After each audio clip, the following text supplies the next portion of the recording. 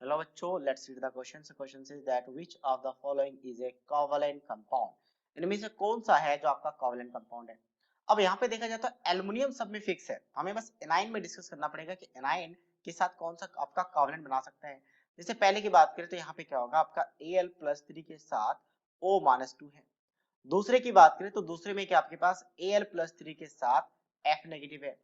Third की बात करें तो थर्ड में क्या आपके पास Al+3 के साथ यहाँ पे Cl नेगेटिव है। और फोर्थ की बात करें तो फोर्थ में क्या आपके पास, फोर्थ में Al+2 के साथ सल्फेट है, सल्फेट।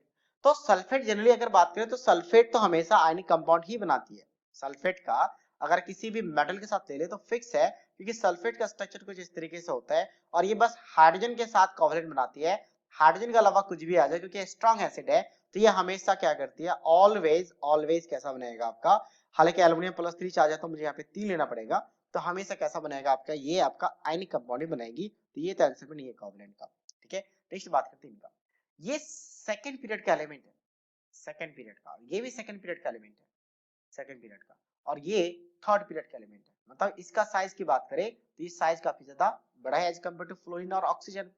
तो जब दोनों कंबाइन करते हैं तो कंबाइन करने में यानी आइसोलेटेड गैसेस आयन के फॉर्म में ले लेते हैं, और ये दोनों जब कंबाइन करते हैं तो कंबाइन करने के बाद यहाँ पे एनर्जी रिलीज होती है, जिसे कहता है लैटिस एनर्जी। और यहाँ पे क्या बनता है आपके पास, यहाँ पे आयनिक कंपाउंड बनाती है।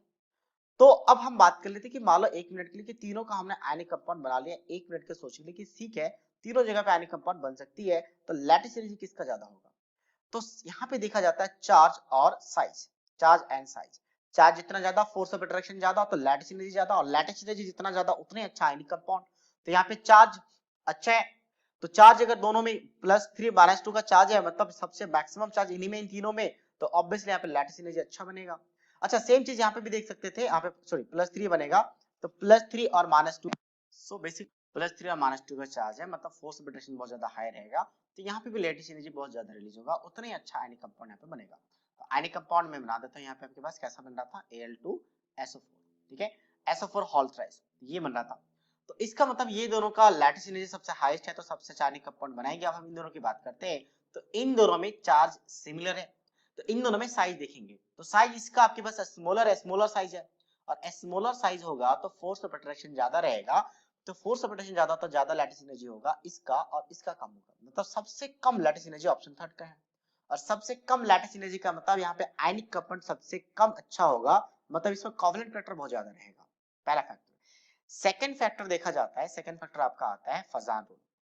फजान रूल से भी हम देख सकते हैं।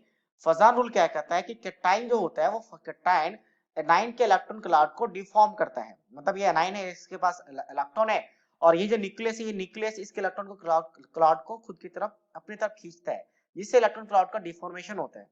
तो इलेक्ट्रॉन क्लाउड में डिफॉर्मेशन मतलब पार्शियल न्यूट्रलाइजेशन होता है, जिससे कोवलेंट फैक्टर आता है।